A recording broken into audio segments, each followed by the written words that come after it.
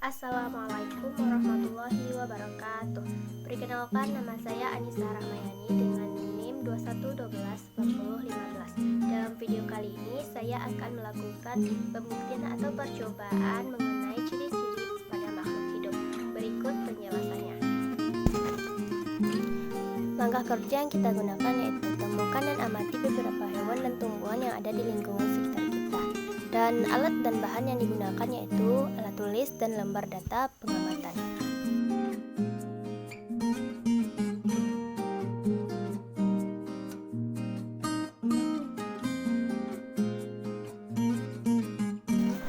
Hasil pengamatan atau pembuktian mengenai ciri-ciri makhluk hidup tersebut yaitu yang pertama, makhluk hidup berciri-ciri sebagai bergerak.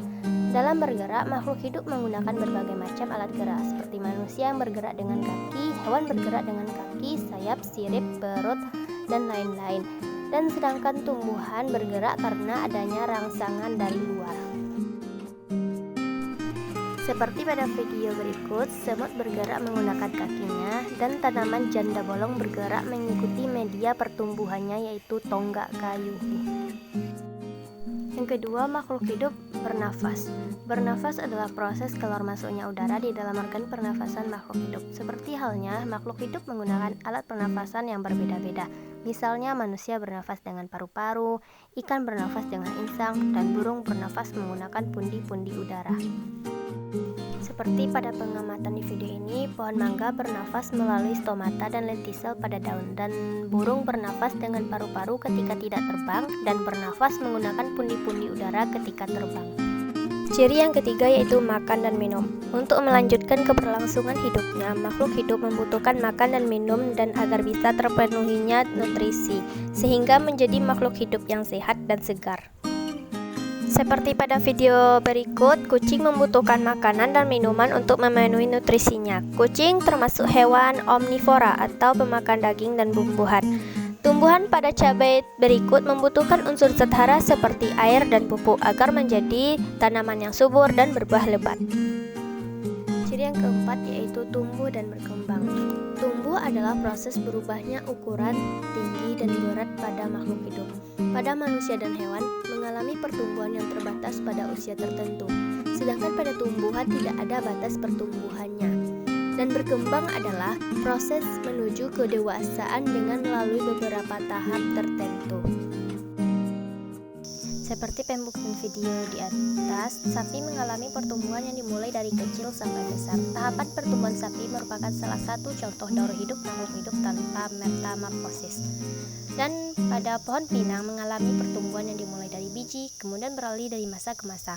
Pohon pinang yang dulu rendah setelah mengalami pertumbuhan, pohon pinang mengalami perubahan batang yang makin tinggi dan membesar.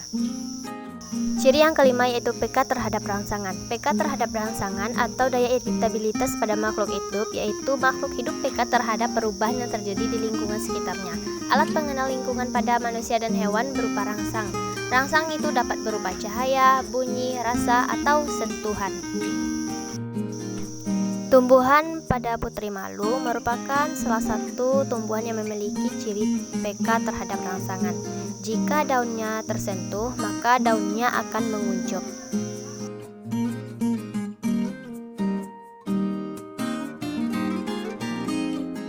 Ciri yang keenam pada makhluk hidup yaitu berkembang biak. Berkembang biak artinya menghasilkan makhluk baru yang sama jenisnya. Makhluk hidup berkembang biak untuk memperbanyak diri agar jenis atau spesiesnya tidak mengalami kepunahan dan mewariskan sifat pada keturunannya. Makhluk hidup yang mampu berkembang biak adalah makhluk hidup yang telah dewasa.